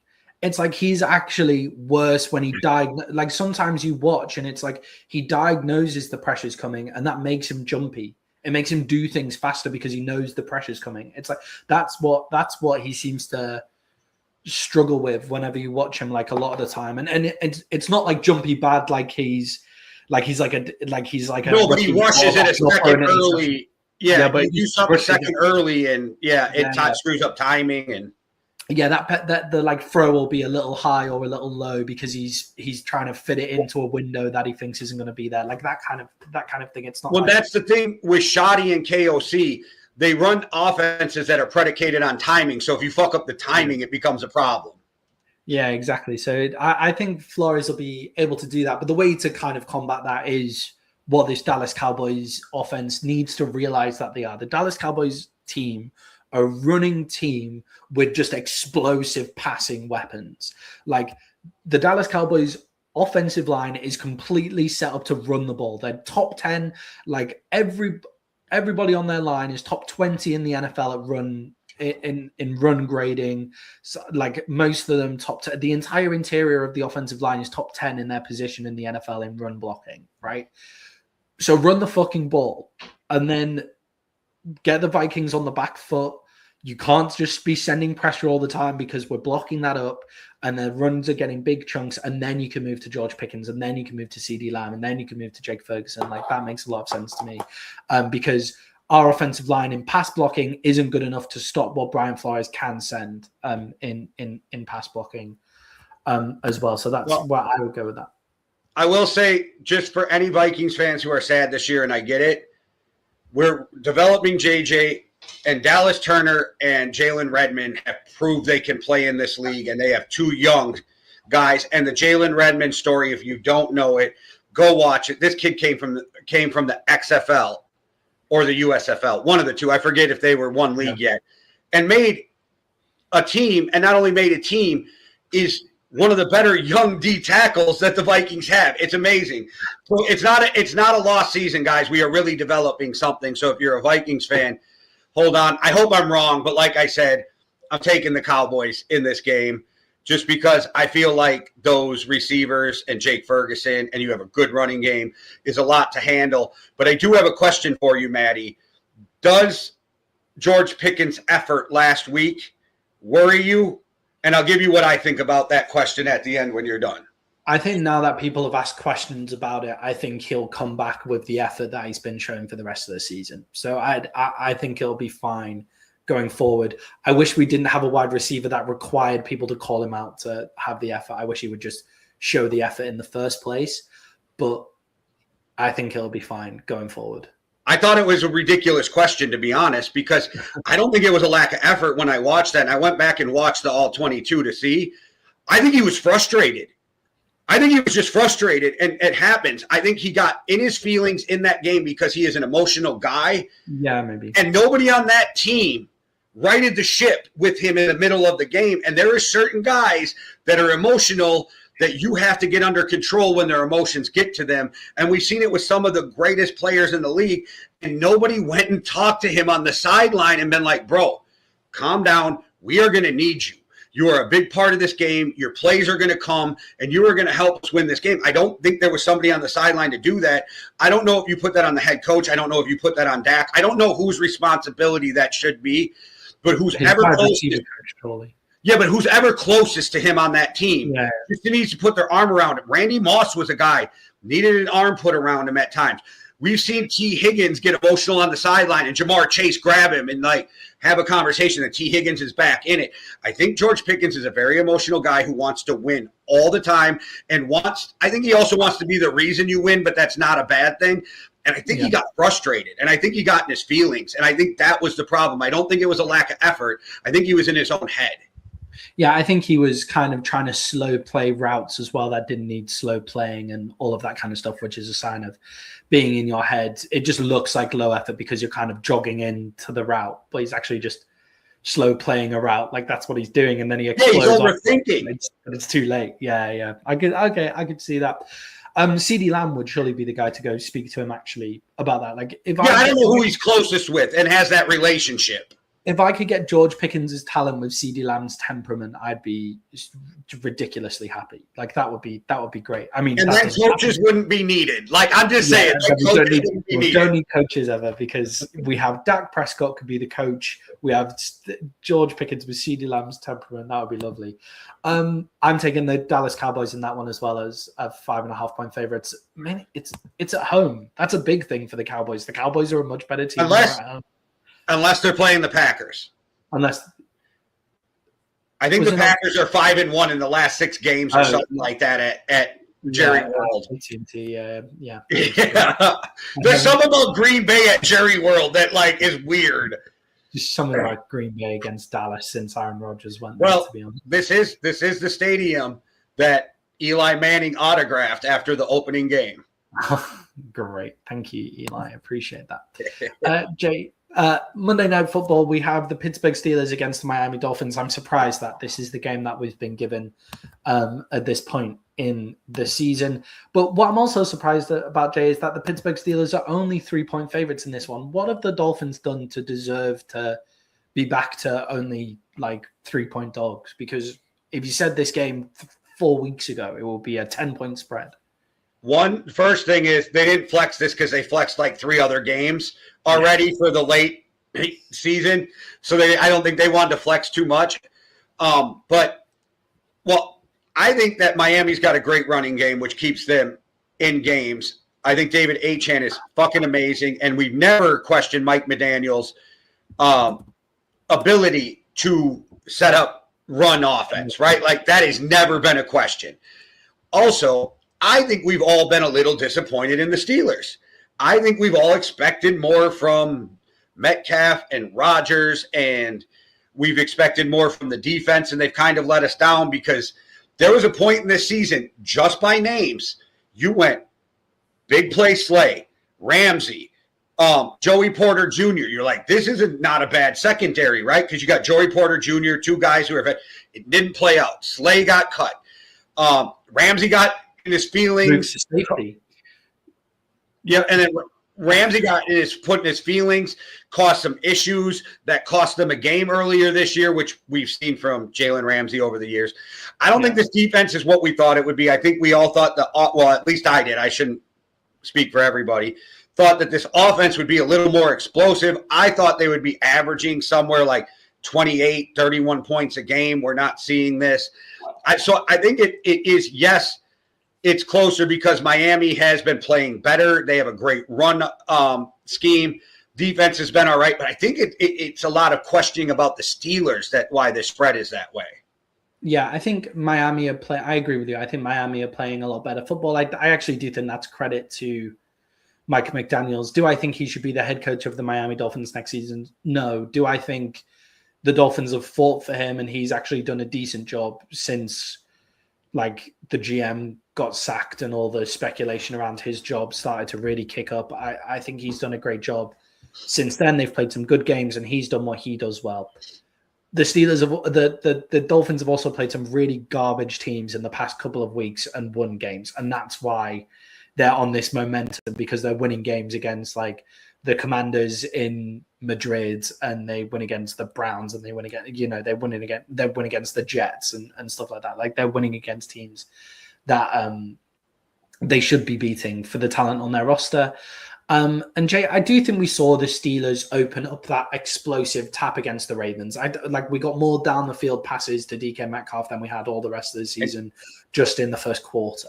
And the problem there is, if you watch the interview, Rodgers says, I wanted to come out and have a big play, so I looked at DK Metcalf before the game and said, first play, if you're singled, I'm throwing it to you. Yeah, more of that. Like, just take it into your own hands, because there hasn't been a creative play caller in Pittsburgh forever. So, and I was going to say, this is the problem when your 40-some-year-old quarterback has to go into the huddle and go, look, DK, if you are singled, I am throwing you the ball. Yeah, exactly. That isn't good. But hey, they opened it up and it looked loads better. From the point where they threw that down the field pass, the offense looked better. Did it look like it was fully ticking? No, but it looked much better than it's been looking in previous weeks, and that was in a divisional game and all of that kind of stuff. I don't think the Dolphins will be able to hang with the Steelers if the Steelers come out with that same mentality and are able to actually push the ball down the field. One last thing for me, I'm going to talking right to you, Aaron Rodgers. We need some more Aaron Rodgers Tuesday, man. You said some wild shit that made Tuesdays entertaining. So get back, get some Aaron Rodgers Tuesday. That your last press conference made me realize how much I missed Aaron Rodgers Tuesday when they asked him, what does this do for this team? And he says it shuts you all the hell up for a week. I was like, bro, that is so true. Go. That's a good one. That's a good one. The other thing as well, Jay, is that Devon Achane is limited at Thursday practice. Was limited at Thursday practice. He'll play because he was limited. But how limiting is that? I guess we'll see. That shot of vitamin T will take care of whatever's ailing him. Yeah, there's a lot. Yeah. Jay, who you got in this one? I'm going for the Steelers at 3-point favorites in this one. I'm taking the Steelers also, but I also feel like I'm in a weird toxic relationship with them too. Yeah, I feel like I'm a polygamist with like toxic relationships. I'm just moving from Trevor Lawrence and the Jags to Aaron Rodgers and the Steelers, not being able to decide which one you want the most. Yeah.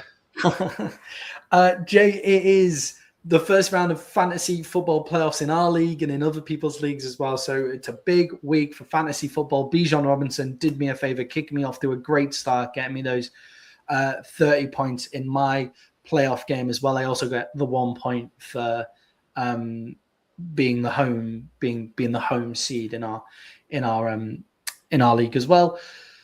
Jay, for our fantasy players and for our guys out there who are looking to win their playoff games, who are you putting as some players to watch? Maybe a player that they can claim off waiver wires, or they're worrying about benching. Well, I'll give you two because I'll give you one that they can pull off waiver wires, but one that's only getting a start in like 70% of the leagues that should be. Whoa, I looked, only 45 as of today % of the leagues. Mm-hmm. Get you some Sam Darnold in your life this week. Get you some Sam Darnold in your life this week as a starting quarterback if you got him. Sam Darnold's about to go off. It was shocking to me that earlier in the week it was 70%. Now it's down to only 45% are starting. But if you are looking for a guy off of waiver wires, go get you some Kelvin Austin III. Rodgers loves him. He's his outlet guy. And we've seen big runs for touchdowns. You could easily end up 10, 12 points off a flex guy if you're hurting. And the sad thing is for us, the week starts for the playoffs, and this is the last bye week of the NFL. Yeah, that's a rough period if you've got any buys. But those who get into the playoffs early look ahead to who's got bye weeks in their first round of playoffs and stuff like that. So it's the only time where winning early actually matters in NFL. It's like you can just fall into the fantasy football playoffs and then be better at that point.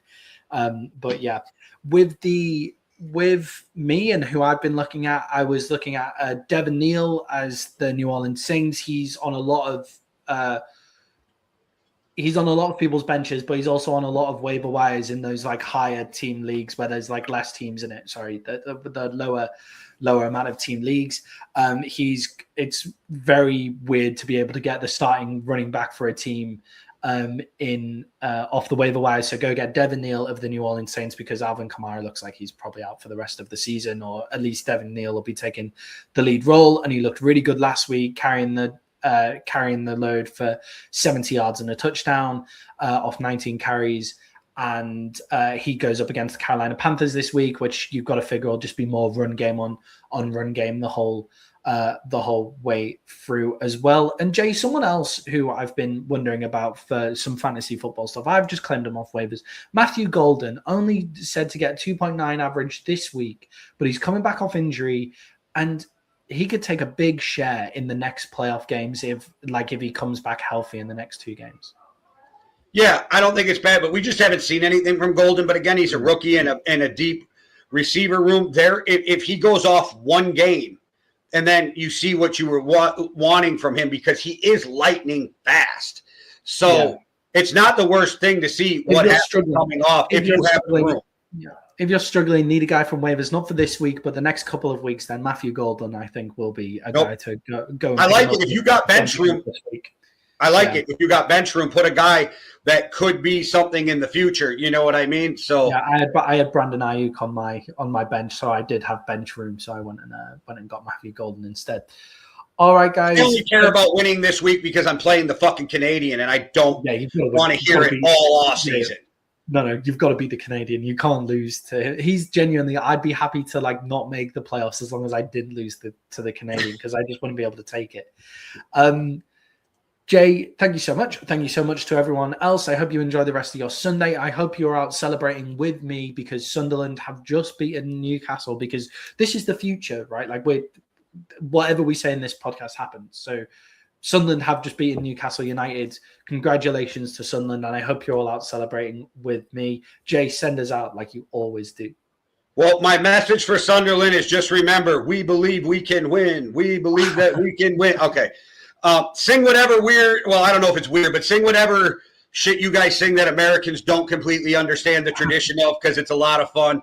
And watching a bunch of Brits sing like at these games is entertaining in itself. So make sure you guys tap in on Sunday to watch. Well, this is Sunday. I feel like because we're doing pre-recorded, I'm all caught up. Make sure you hit that like and subscribe, hit that notification button. Thank you for all the people who have been watching us. We really appreciate you. The sad thing is, I'm not sure that because we're streaming it pre-recorded, I'm going to have to see if we can put it in the real view. I hope you guys get it too, because we've been seeing some traction from that new view, and we really appreciate you. We really appreciate the people who have subscribed and been in the comments. We will be back live again for week 16, the week 15 review, and then the week 16. So tap in then. Like I said, hit the notification buttons. We got too many shows to tell you all about them. One world, one love. Deuces. Cheerio.